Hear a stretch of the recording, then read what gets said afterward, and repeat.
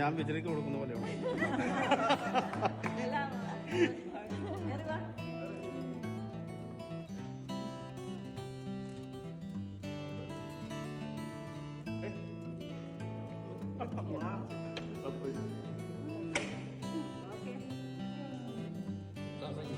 നിങ്ങൾ അവിടെ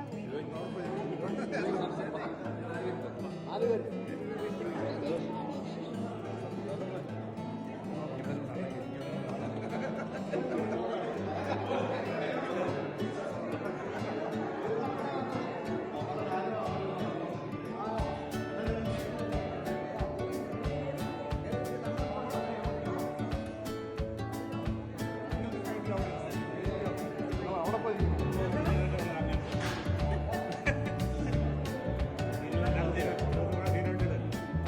അല്ലേ?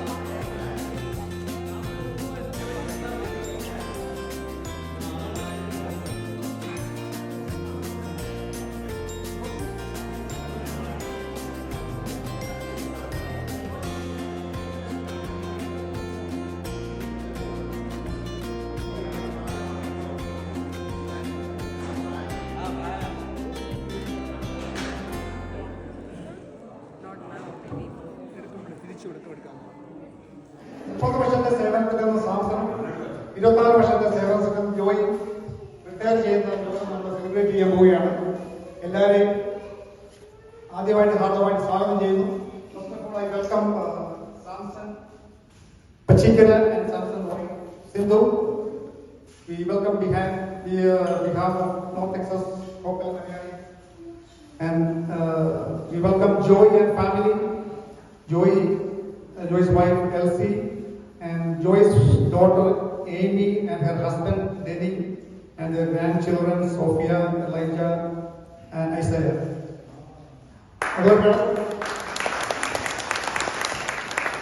എല്ലാവരെയും ഒരു പ്രാവശ്യം കൂടെ സ്വാഗതം ചെയ്യുന്നു. മാത്രമല്ല നമ്മുടെ റിട്ടയർ ചെയ്ത നമ്മുടെ ആൾക്കാരും കടന്നു വന്നിട്ടുണ്ട്. ആദ്യമായിട്ട് മാർക്കോസ് ആദ്യമായിട്ടാണ് നമ്മുടെ റിട്ടയർ കടന്നു വരുന്നത്. പിന്നെ തോമാച്ചനും റാണിയും. നിങ്ങൾക്കെല്ലാം അറിയാം, തോമാച്ചൻ അനേക വർഷങ്ങൾ ശേഷമാണ് നമ്മൾ കാണുന്നത്. സന്തോഷമായിരിക്കുന്നു. തോമാച്ചൻ റാണിയെ പ്രത്യേക സ്വാഗതം ചെയ്യും. ഒരു തോമസ് ജോസഫ് ജോണിക്കുട്ടിച്ചാൻ എല്ലാവരും സ്വാഗതം ചെയ്യുന്നു. നമ്മളെ ഉദ്ദേശിക്കുന്ന നമ്മൾ 7:30 നമ്മൾ ഈ സെക്ഷൻ നിർത്തിയിട്ട് കുറച്ച് പേർക്ക് ജോലിക്ക് പോകുന്നതുകൊണ്ട് 7 തൊട്ട് 8 വരെ ഡിന്നറും അതിനുശേഷം നമുക്ക് നമ്മുടെ ആശംസകൾ തീർന്നെങ്കിൽ വീണ്ടും കണ്ടിന്യൂ ചെയ്യാവുന്നതാണ്. ഇനിയുള്ള സമയം ആശംസ പറയാൻ വേണ്ടി ആൾക്കാരെ വളരെ ക്ഷണിക്കുന്നു.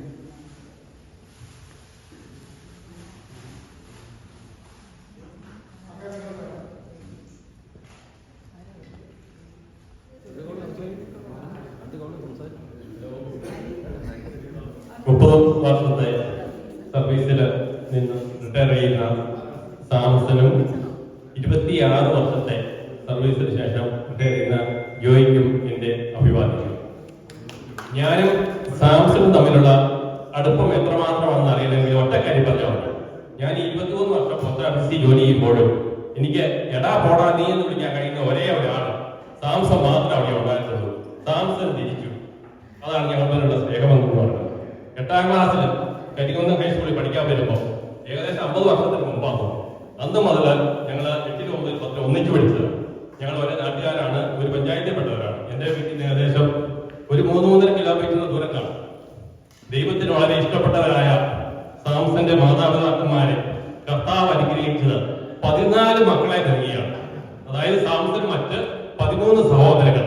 ഞങ്ങളുടെ കരികുന്നം പഞ്ചായത്തിലെ തന്നെ ഏറ്റവും കൂടുതൽ മെമ്പേഴ്സുള്ള ഫാമിലിയാണ് സാംസന്റേത്. ഹൈസ്കൂളിൽ പഠനത്തിന് ശേഷം ഞങ്ങളിങ്ങനെ തുടർന്ന് കോളേജിൽ ഡിഗ്രിക്ക് പഠിക്കുമ്പോഴും ഞങ്ങള് 3 വർഷത്തോളം ഒരേ ഡിവിഷനിൽ ഇരുന്നാണ് ഡിഗ്രിക്ക് പഠിച്ചത്. അന്ന് ഞങ്ങൾ അടുത്ത സുഹൃത്തുക്കളായിരുന്നു. ഉച്ച വരെ ക്ലാസ്സിലൊക്കെ ഇരുന്ന് ഉച്ച കഴിഞ്ഞ് ക്ലാസ് കിട്ടിയത് സിനിമയ്ക്കൊക്കെ പോകുമ്പോൾ ഞാനും സാംസനും ഒപ്പം ഉണ്ടാവും. അങ്ങനെയൊക്കെ ഞങ്ങള് പിന്നെ സാംസൺ പുള്ളിയുടെ ബിസിനസ്സെതിരെ ഇരിക്കുന്നതിന് വേണ്ടി രാജാക്കാട് ഒരു ടെക്സ്റ്റൈൽ ബിസിനസ് ഉണ്ടായിരുന്നു. സാംസൺ അതിലേക്ക് പോയി. ഞാൻ പിന്നെ ഹെയർ സ്റ്റഡിക്ക് പോയി. അതിനുശേഷം ഏതാനും വർഷങ്ങൾ കഴിഞ്ഞ് സാംസൺ അമേരിക്കയിലേക്ക് പോകുന്നു. സാംസൺ പോകുന്ന 6-7 വർഷം കഴിഞ്ഞു ഞാനും അമേരിക്കയിലെത്തി. ഞാൻ ന്യൂയോർക്കിൽ വരുമ്പോൾ സാംസൺ അന്ന് അവിടെ റോക്ക്ലാൻഡ് കൗണ്ടിയിൽ USPS ജോലി ചെയ്യുന്നുണ്ട്. സാംസൺ അവിടെ വെച്ച് കണ്ടിരുന്നു. സാംസൺ പിന്നെ 97 ട്രാൻസ്ഫർ മേടിച്ച് കോപ്പൽ പോസ്റ്റ് ഓഫീസിലേക്ക് ട്രാൻസ്ഫർ മേടിച്ച് പോരുകയാണ് ചെയ്തത്. ഞാനും ആ വർഷം തന്നെ ഇങ്ങോട്ട് ടെക്സാസിലേക്ക് മൂവ് ചെയ്തു. 2001 ഞാൻ പോസ്റ്റ് ഓഫീസ് ജോലിക്ക് കയറുമ്പോൾ പിന്നെ എല്ലാ ദിവസവും എന്ന് പറഞ്ഞ പോലെ താമസിക്കും. എപ്പോഴും ബ്രേക്ക് റൂമിലൊക്കെ ചെല്ലുമ്പോൾ കാണും. അന്നും ഇന്നും ഞങ്ങൾ തമ്മിൽ വളരെ സ്നേഹത്തിൽ പോകുന്നു. സാംസനെ പറ്റി പറയുമ്പോൾ ആദ്യമായിട്ട് എനിക്ക് പറയാനുള്ളത് പുള്ളി സർഗാത്മകമായ ഭയങ്കരമായ ടാലന്റുള്ള ഒരു വ്യക്തിയാണ്. സംഗീതത്തോടൊക്കെ പുള്ളിക്ക് ഭയങ്കര താല്പര്യമുണ്ട്. ഞാൻ ഹൈസ്കൂളിലൊക്കെ പഠിക്കുമ്പോൾ സാംസൺ പാട്ട് പാടുന്നു. അല്ല ഞാനിപ്പോഴും ഓർക്കുന്നു. സംഗീത മത്സരങ്ങളിലൊക്കെ പങ്കെടുക്കുമായിരുന്നു. പുള്ളി പ്രൈസ് മേടിക്കുകയൊക്കെ ചെയ്യുമായിരുന്നു. അതുപോലെ തന്നെ മറ്റ് ഇൻസ്ട്രുമെന്റൽ മ്യൂസിക്കിലൊക്കെ പുള്ളിക്ക് വളരെ ഇൻട്രസ്റ്റഡ് ആണ്. പുള്ളി ചെണ്ട കൊട്ടും അതെല്ലാം കേൾക്കാനൊക്കെ താല്പര്യമാണ്. ചെണ്ടപാടകള് പിന്നെ മറ്റ് വയലിന് ഗിത്താറ് കീബോർഡ് അങ്ങനെയുള്ള ഇതിലെല്ലാം പുള്ളിക്ക് വളരെ വളരെ ഇൻട്രസ്റ്റ് ഉള്ള ആളാണ്. പിന്നെ സാംസനെ പറ്റി പറയുമ്പോൾ പുള്ളി യാത്ര ചെയ്യാൻ ഒരുപാട് ഇഷ്ടപ്പെടുന്ന ആളാണ്. എന്റെ അറിവിലും പരിചയത്തിലും സാംസണോളം യാത്ര ചെയ്തിട്ടുള്ള ആൾക്കാർ അല്ലെങ്കിൽ അത്രയും രാജ്യങ്ങൾ സന്ദർശിച്ചിട്ടുള്ള ആൾക്കാർ വളരെ കുറവാണെന്നാണ് എനിക്ക് തോന്നുന്നത്. യൂറോപ്പ്, ഏഷ്യ, ആഫ്രിക്ക തുടങ്ങിയ പല സ്ഥലങ്ങളിലും പുള്ളി യാത്ര ചെയ്തിട്ടുണ്ട്. സാംസന്റെ കസിൻസോ അല്ലെങ്കിൽ ഫ്രണ്ട്സോ ഒക്കെ ആയിട്ട് പോകും. ആരും ഇല്ലെങ്കിൽ സാംസൺ സിന്ധുവോടെ പോകും. ഇവര് രണ്ടുപേരും കൂടിയായിട്ട്. സാംസന്റെ ഒരു നല്ല ക്വാളിറ്റി ആയിട്ടാണ് ഞാൻ കാണുന്നത്. പിന്നെ സാംസനെ പറ്റി പറയുമ്പോൾ ഞങ്ങൾ ബ്രേക്ക് റൂമിൽ ഇരുന്ന് പല പൊളിറ്റിക്സും അതും എല്ലാം ചർച്ച ചെയ്യുമ്പോൾ ഞാൻ കണ്ട ഒരു ക്വാളിറ്റി ഏറ്റവും വലിയ ക്വാളിറ്റി എന്ന് പറയുന്നത് സാംസൺ എന്നും തെറ്റായ കാര്യങ്ങളെ വളരെ ശക്തമായ ഭാഷയിൽ എതിർക്കുന്നയാളാണ്. അനീതിയും തെറ്റും എവിടെ കണ്ടാലും പുള്ളി അതിനെ വളരെ വ്യക്തമായ ഭാഷയിൽ എതിർക്കുന്നയാളാണ്. അത് എനിക്ക് പ്രത്യേകം എടുത്തു പറയേണ്ടിയിരിക്കുന്നു. പിന്നെ ഞങ്ങൾ എപ്പോഴും തന്നെ ഫോണിൽ വിളിക്കാറുണ്ട്, സംസാരിക്കാറുണ്ട്. എന്റെ ഫോണിൽ ആക്സിഡന്റ് ഉണ്ടായപ്പോൾ വളരെ എപ്പോഴും എന്നെ വിളിക്കുകയും ആ കാര്യം അന്വേഷിക്കുകയും ചെയ്തുകൊണ്ടിരിക്കുന്ന ഞാൻ ഓർത്തു. ഒരു ആത്മാർത്ഥ സുഹൃത്തിന്റെ സ്നേഹം എന്തെന്ന് എനിക്ക് അന്ന് മനസ്സിലാക്കാൻ സാധിച്ചു. ഈ അവസരത്തില് ഞാൻ സാംസൺ ഇന്നിപ്പോ 30 കൊല്ലത്തെ സർവീസ് സ്റ്റേഷൻ റിട്ടയർ ചെയ്യുമ്പോൾ സാംസന് എല്ലാവിധ ആശംസകളും ഞാൻ നേരുകയാണ്. സിന്ധുവിനും സാംസനും കുടുംബാംഗങ്ങൾക്കും എല്ലാവർക്കും നല്ല ഒരു റിട്ടയർമെന്റ് ലൈഫ് ഉണ്ടാകട്ടെ. സാംസൺ ഇനിയും കൂടുതൽ രാജ്യങ്ങളൊക്കെ വിസിറ്റ് ചെയ്യാൻ ദൈവം അവസരം കൊടുക്കട്ടെ എന്ന് ഞാൻ ആത്മാർത്ഥമായിട്ട് പ്രാർത്ഥിക്കുന്നു. നമ്മൾ സാധാരണ ഈ സിനിമകളെ പറ്റിയൊക്കെയുള്ള ന്യൂസുകളും റിപ്പോർട്ടുകളൊക്കെ കേൾക്കുകയും ടിവിയിലെ കാണുകയും വായിക്കുകയൊക്കെ ചെയ്യുമ്പോൾ കേൾക്കാറുള്ള ഒരു ടേമാണ് ജനപ്രിയ നായകൻ, ജനപ്രിയ നടൻ എന്നൊക്കെ. ഇപ്പൊ പൊളിറ്റിക്സിലാണെങ്കിലും പറയും ജനപ്രിയ നേതാവ് എന്നൊക്കെ പറയും. ഉമ്മൻചാണ്ടിയെ പോലെയുള്ളവരെ പറ്റിയൊക്കെ പറയുമ്പോൾ ജനപ്രിയ നേതാവ് എന്നൊക്കെ പറയും. ഇപ്പൊ സാങ്കല്പികമായിട്ടാണെങ്കിലും ഞാനൊന്ന് പറയും, നമ്മളത് സങ്കല്പിച്ച് നോക്കുക. നമ്മുടെ പോസ്റ്റ് ഓഫീസിൽ ജനപ്രിയനായ എംപ്ലോയി ആരെന്ന് ചോദിച്ചാൽ എനിക്ക് അതിനൊരു ഒറ്റ ഉത്തരവേ ഉള്ളൂ, സാക്ഷാൽ ജോയി ഫിലിപ്പ്. എനിക്ക് 23 വർഷമായിട്ട് ജോയിനെ അറിയാം. അരിച്ചോ ദേശിയോ കോപോ അതിന്റെ ഒരു ലാഞ്ചന പോലും ആ മുഖത്ത് കണ്ടിട്ടില്ല എന്നുള്ളത് പോട്ടെ, ഒരു ഭാവവ്യത്യാസം ഇന്ന് വരെ ഞാൻ ജോയിയെ കണ്ടിട്ടില്ല. അപൂർവങ്ങളായ സ്വഭാവങ്ങളെന്ന് എനിക്ക് അതിനെപ്പറ്റി പറയാനുള്ളൂ. അതുപോലെ ഒരു വ്യക്തിയെ ഞാൻ കണ്ടിട്ടില്ല ഇതുവരെ. അങ്ങനെ ഒരുപാട് ഗുണങ്ങളുള്ള ഒരു വ്യക്തിയാണ് ജോയി ഫിലിപ്പ്. പുള്ളിയുടെ ഏറ്റവും വലിയ സവിശേഷത കാര്യമാണ് പുള്ളിയുടെ ആ നിഷ്കളങ്കമായ പുഞ്ചിരിയാണ്. പുള്ളിയുടെ ആ പുഞ്ചിരി കാണുമ്പം ഞാൻ ഓർക്കുന്നത് പണ്ട് യേശുദാസ് പാടി പഴയകാല മലയാള സിനിമയിലെ സൂപ്പർ ഹിറ്റ് ഗാനമായി അതിന്റെ ആദ്യത്തെ ലൈനാണ് ഞാൻ ഓർക്കുന്നത്, അവൾ ചിരിച്ചാൽ മുത്തു ചിതറും ആ മുത്തു നക്ഷത്രമാവുന്നതാണ്. ഇവിടെ ജോയിയാണെന്ന് മാത്രമേ വ്യത്യാസമുള്ളൂ. നക്ഷത്രങ്ങൾ നിഷ്കളങ്കതയുടെ പ്രതീകമാണെന്നാണ് പറയുന്നത്. ജോയി അത്രയേറെ നിഷ്കളങ്കരായ ഒരു മനുഷ്യനാണ്. നല്ല ജോയിയെ പറ്റി പറഞ്ഞ ഒറ്റ വാക്ക് പറഞ്ഞാൽ മതി, ആത്മാർത്ഥയും നിഷ്കളങ്കതയും എല്ലാം ഒത്തുചേർന്ന നന്മയുടെ പ്രതീകം. അത് എനിക്ക് ജോയിയെ പറ്റി പറയാനുള്ളൂ. ഞാൻ ജോലിക്ക് വരുമ്പോൾ ജോയി അവിടെ ഇരിപ്പുണ്ടെങ്കിൽ ബ്ലോക്ക് ചെയ്തിട്ട് ഉടനെ പോയി ജോയിയുടെ അടുത്ത് പോയി 5 മിനിറ്റ് സംസാരിച്ചിട്ട് ഞാൻ പോകാറുള്ളൂ. എനിക്ക് അത്രയ്ക്കും ഇഷ്ടമാണ് ജോയിയോട് സംസാരിക്കാൻ, നല്ല ആത്മാർത്ഥമായ സംസാരം.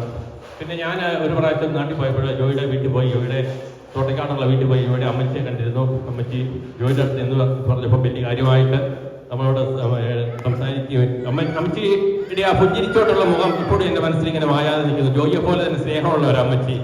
പിന്നെ ജോയിയുടെ ഇവിടുത്തെ വീട്ടിൽ ഉണ്ട്, നമുക്കറിയാം ഒത്തിരി ലാൻഡൊക്കെ ഉള്ള സ്ഥലം, സ്വിമ്മിംഗ് പൂള്, അതുപോലെ തന്നെ പോണ്ട് ഒക്കെ ഉണ്ട്. പുള്ളിക്ക് പറ്റിയ പട്ടി, പൂച്ച, താറാവ്, കോഴി, വലിയ മൃഗസമ്പത്തും കാര്യങ്ങളും ഒക്കെ ഉണ്ട്. പുള്ളിക്ക് മരങ്ങൾ ഇതെല്ലാം ഉണ്ട്.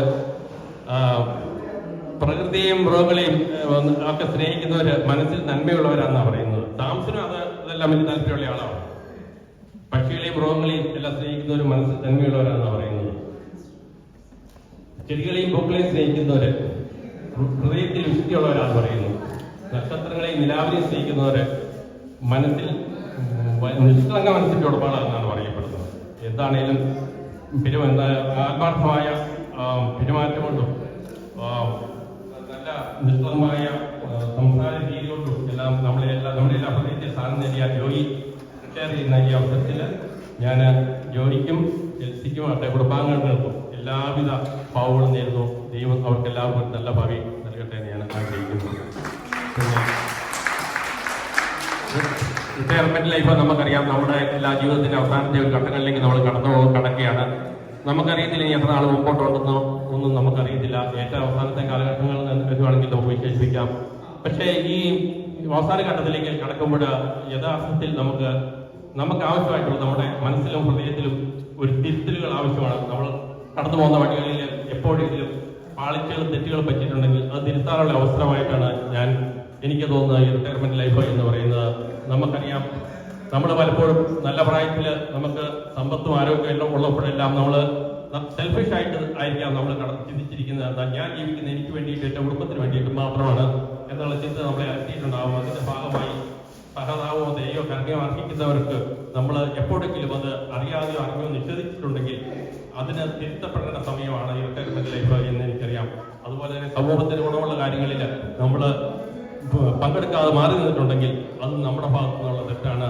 സമൂഹത്തിലെ അനീതിക്കെതിരെ നമ്മൾ പ്രതികരിക്കാൻ അവസരം വന്നപ്പോൾ നമ്മൾ നിശബ്ദത പാലിച്ചിട്ടുണ്ടെങ്കിൽ അതും നമ്മുടെ ഭാഗത്തു നിന്ന് വന്ന് വീഴ്ചയാണ് എന്ന് നമുക്കറിയാം. ഇങ്ങനെയുള്ള കാര്യങ്ങളിൽ ഈ റിട്ടയർമെന്റ് ലൈഫിൽ നമുക്കൊരു സമൂലമായ പരിവർത്തനമാണ് ആവശ്യമുള്ളത്. നമ്മുടെ ചിന്താഗതികളിൽ, കാഴ്ചപ്പാടുകളിൽ, മനോഭാവങ്ങളിൽ നമുക്ക് മാറ്റങ്ങൾ വരണം. ഈ കാര്യങ്ങളിൽ നമ്മൾ പുനർവിചിന്തനം ആവശ്യമാണ്. സ്നേഹത്തിന്റെയും കരുണയുടെയും വഴികളിലേക്ക് നമ്മൾ കടക്കേണ്ടിയിരിക്കുന്നു. ജാതിമത ചിന്തകൾക്ക് അതീതമായി മനുഷ്യനെ സ്നേഹിക്കണം. സകല ജനാചരങ്ങളെയും സ്നേഹിക്കാൻ നമുക്ക് സാധിക്കണം. ഈ നമ്മുടെ ജീവിതത്തിൽ മറ്റുള്ളവരുടെ തിന്മകൾ കണ്ടെത്തുന്നതിന് പകരം മറ്റുള്ളവരുടെ നന്മകൾ കണ്ടെത്താൻ നമുക്ക് ഈ റിട്ടയർമെന്റ് ലൈഫിൽ കഴിയട്ടെ. സ്നേഹത്തിന്റെയും കരുണയുടെയും സഹാനുഭൂതിയുടെയും വാത്സല്യത്തിന്റെയും ദയയുടെയും എല്ലാം നല്ല നാളുകൾ നമ്മുടെ റിട്ടയർമെന്റ് ലൈഫിൽ നമ്മളെ തേടിയെത്തട്ടെ. അതിനെ ദൈവം നമ്മളെ ശക്തരാക്കട്ടെ.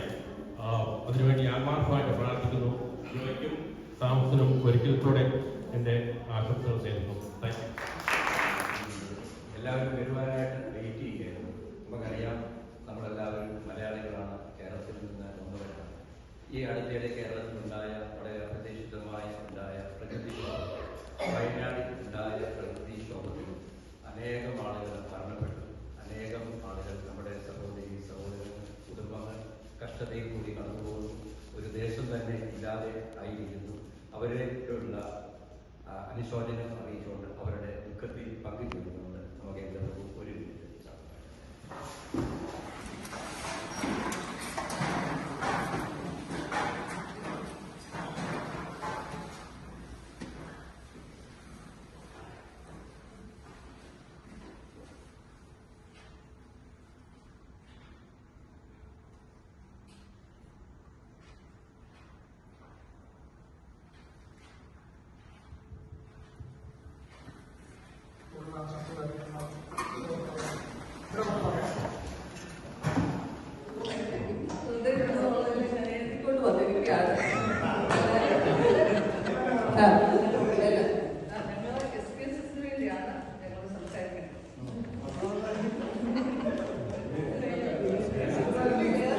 സമൂഹ ആശംസയാണ്. പ്രിയപ്പെട്ട സുഹൃത്തുക്കളെ, ഇന്ന് നമ്മൾ ഇവിടെ ഒത്തുചേർന്നിരിക്കുന്നതിന്റെ കാരണമായ നമ്മുടെ സ്നേഹിതരും സഹപ്രവർത്തകരുമായ സാംസനും ജോയും ജീവിതത്തിലെ ഒരു പ്രധാന ഘട്ടത്തിലേക്ക് കടക്കുകയാണ്.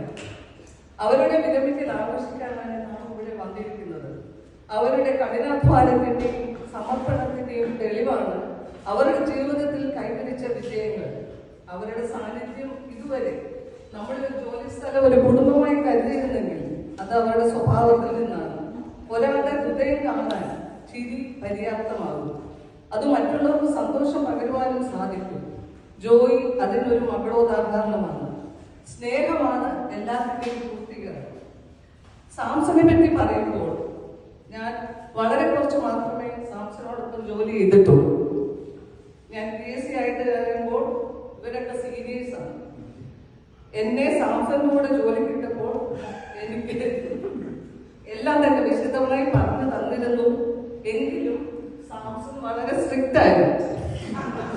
ഇപ്പോൾ എവിടെ വെച്ച് കണ്ടാലും ഒരു ഹായ് പറയാതെ സാംസൺ പോയിട്ടില്ല. നല്ലൊരു ഹൃദയത്തിന്റെ ഉടമയാണ് സാംസൺ. ഇനി ജോയിയെ പറ്റി പറയട്ടെ. എനിക്ക് ജോയിയെ നേരത്തെ അറിയാമായിരുന്നെങ്കിലും SPSS വന്നതിന് ശേഷമാണ് കൂടുതൽ അടുത്തറിയാൻ സാധിച്ചത്. ഇത്രയും ലാളിത്യമുള്ള സ്നേഹവാനായ, എല്ലാവരും സമയം ക്ഷമിക്കണം, കുറച്ച് ഞാനെന്ന ഭാവമില്ലാത്ത, എല്ലാവരെയും ഒരേപോലെ സ്നേഹിക്കുന്ന, ആരോടും ഒരു പരിഭവമില്ലാത്ത, ജോലി സ്ഥലത്ത് ഒരു കുടുംബം പോലെ നമ്മൾ ചോദിക്കാതെ തന്നെ കണ്ടറിഞ്ഞ് ജോലിയിൽ ഞങ്ങളെ സഹായിക്കുന്ന ഒരാളായിരുന്നു ജോലി. അത് പലർക്കും സാധിക്കാവുന്ന കാര്യമാണ്. ഞങ്ങൾക്ക് വേണ്ടുന്ന സ്നാക്സ് കടയിൽ നിന്ന് വാങ്ങിക്കൊണ്ടുവരും. 1 മണിക്കൂർ ഡ്രൈവ് ചെയ്താണ് ജോയി വരുന്നത്. എത്ര ധൃതിയാണെങ്കിൽ പോലും ഞങ്ങൾ വിളിച്ചു പറയുമ്പോൾ ജോയി ഇന്നത് വാങ്ങിക്കൊണ്ടുവരാമോ എന്ന് ചോദിക്കുമ്പോൾ ഒരു ചെറുപുഞ്ചിരിയോടെ പറയും അതിനെന്താ വാങ്ങണമെന്നത്.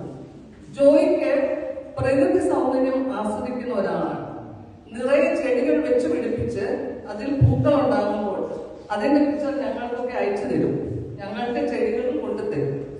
ജോയി ഹൃദയം കൊണ്ട് നല്ലൊരു മനുഷ്യനാണ്, നിഷ്കളങ്കനാണ്. കണ്ടു കഴിഞ്ഞാൽ പാവം പിടിച്ചൊരു മനുഷ്യനാണെന്ന് എല്ലാവർക്കും തോന്നിപ്പോകും.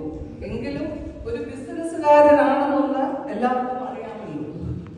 ഞങ്ങൾ ജോലി സ്ഥലത്ത് പല തമാശകൾ പറഞ്ഞു.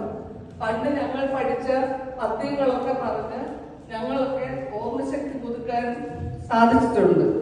ജോയിയെ എന്തെല്ലാം പറഞ്ഞ് കളിയാക്കിയാലും ഒരു ഭാവവ്യത്യാസം ഇല്ലാതെ, ഒന്നും പ്രതികരിക്കാതെ, എല്ലാം ഏറ്റെടുത്തുകൊണ്ട് ചെറുപുഞ്ചിരിയോട് ഞങ്ങൾ പറയുന്നതെല്ലാം കേൾക്കുമായിരുന്നു. ഇപ്പോൾ വിരമിക്കുമ്പോൾ പുതിയൊരു അധ്യായത്തിന് തുടക്കം കുറിക്കുകയാണ്. Retirement is not the end of the road, it is the beginning of the open highway. മഹാത്മാഗാന്ധിജിയുടെ പ്രിയപ്പെട്ട വാക്കുകൾ. The best way to find yourself is to lose yourself in the service of others. നമ്മുടെ ഇന്നലകളിലേക്ക് തിരിച്ചു നോക്കി നമ്മുടെ ജീവിതത്തിൽ ചെയ്യാൻ സാധിക്കാത്ത, മറന്നുപോയ പല കാര്യങ്ങളും നമ്മുടെ പാഷൻസും ചെയ്ത് സന്തോഷം കണ്ടെത്തുക. വയനാട്ടിലുണ്ടായ ദുരിതങ്ങളെ പറ്റി നാം കേൾക്കുകയുണ്ടായി. ഓരോ ദുരന്തങ്ങളും നമ്മളെ നമ്മുടെ ജീവിതത്തിന്റെ ഓരോ നിമിഷങ്ങളെയാണ്. അടുത്ത നിമിഷം നമ്മൾക്കുള്ളതല്ല. അതുകൊണ്ട് ദൈവം നമുക്ക് തന്ന ആരോഗ്യവും ധനവും ബുദ്ധിയും വേദന അനുഭവിക്കുന്നവർക്ക് പ്രയോജനമാക്കണം. പുതിയ പരീക്ഷണങ്ങൾ, യാത്രകൾ, അനുഭവം അവരുടെ ഇന്നലകളിലെ എല്ലാ ഊർജത്തോടും ആവശ്യത്തോടും ചെയ്യുവാൻ സാധിക്കട്ടെ. എല്ലാ വിജയത്തിനും സന്തോഷത്തിനും അനുഗ്രഹത്തിനും ആശംസിക്കുന്നു. പണ്ട് ഓട്ടോഗ്രാഫിൽ ആരോ കുറിച്ചു വെച്ച ഒരു വരിയാണ് ഇപ്പോൾ ഓർമ്മ വരുന്നത്. അനധി വിദൂര ഭാവിയിൽ ഇനിയും നാം കണ്ടുമുട്ടുകയിൽ തീർച്ചയായും അത് നമുക്ക് സന്തോഷം തരും. അതുവരെ ജിം റീവ്സിന്റെ ഒരു ചെറിയ പാട്ടിൽ പറയുന്ന പോലെ, May the good Lord bless and keep you, whether near or far away. May you find that long-awaited golden day today. എല്ലാ നന്മകളും ഒരിക്കൽ കൂടി രണ്ടുപേർക്കും ആശംസിച്ചുകൊണ്ട് റിട്ടയർമെന്റ് ലൈഫ് എൻജോയ് ചെയ്യുക.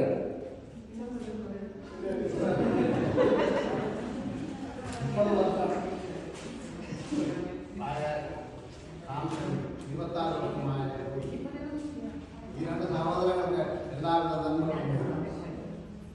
30 വർഷവും 26 വർഷവും ഈ ഹൈവേ കൂടെ അവർ ഡ്രൈവ് ചെയ്ത് വന്നു.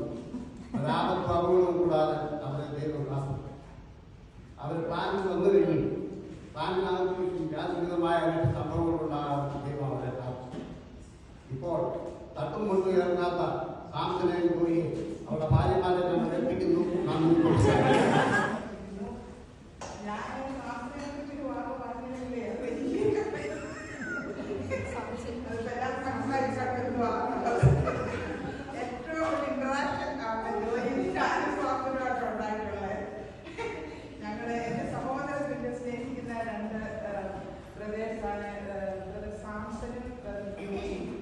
ഞങ്ങൾക്ക് അവിടെ ഒരു ചെറിയ ഗ്രൂപ്പുണ്ട്. എന്നും ഞങ്ങൾ അവിടെ വരുമ്പോൾ ഞങ്ങൾ കൂടുതൽ ഒരു 5-10 പേര് എന്നും വരുന്നവരുണ്ട്. അതിൽ അവിടെ വന്നിരുന്ന സാംസം വളരെ ക്വാളിറ്റിയാണ് ആള്. എന്നാൽ ചില സമയത്തൊക്കെ ഇങ്ങനെയാണ്, സാമനെ ഞാനേ ബൈബിളിലെ ഒരു കാര്യം ചോദിക്കട്ടെ എന്നിട്ട് ആദ്യം അപ്പൊ എന്നോട് ഞാൻ അത് ബൈബിളിൽ അങ്ങനെ പറയുന്നത് ഇങ്ങനെ പറയുന്നത് ഇപ്പൊ അത് ഞാനൊന്നും പറയുന്നില്ല. അങ്ങനെ ചെയ്തില്ലേ കൊടുക്കുക, അങ്ങനെ പറഞ്ഞിട്ട് പറഞ്ഞിട്ട് നമുക്ക് ചെയ്യണമെന്ന് നിർബന്ധം ബൈബിളിലൊക്കെ പറയും. എല്ലാ തൊട്ടുപോലും ഞങ്ങൾ തമ്മിലെ ബൈബിളിന്റെ കാര്യത്തിൽ സംസാരിക്കും. അത് ഒരു ദിവസം അവിടെ സംസാരം നടന്നില്ല എങ്കിൽ ബിജു പറയും, സാമന്റെ അടുത്തോട്ടൊക്കെ ഇരിക്കുന്നിട്ട് എന്തൊരു തുടക്കം നിങ്ങൾ വേണ്ടിയില്ലെങ്കിൽ ഇവിടെ ഒരു അനുഭവമില്ല എന്നൊക്കെ പറയും. എന്തായാലും ഞങ്ങൾക്ക് അങ്ങനെ ഞങ്ങൾ ബൈബിളിലെ കാര്യങ്ങൾ അനേക കാര്യങ്ങൾ ഞാൻ സാംസനോട് സംസാരിച്ചിട്ടുണ്ട്. ചില കാര്യങ്ങൾ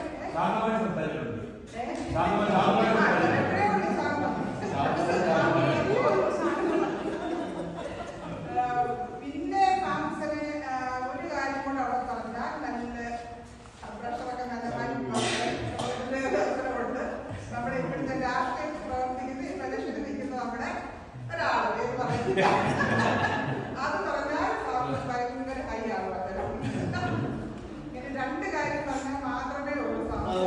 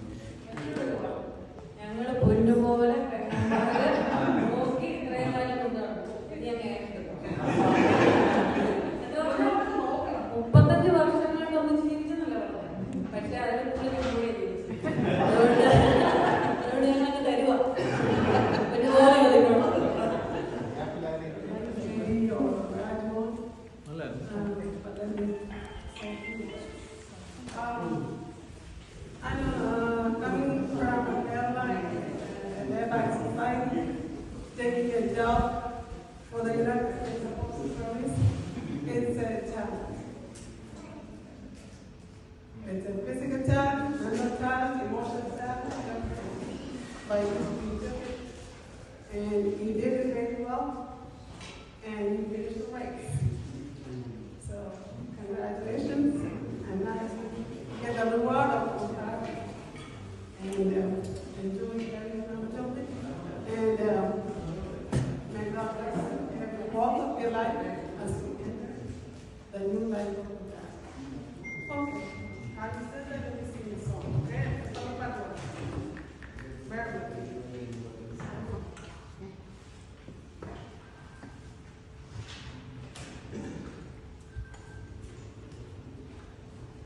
Thank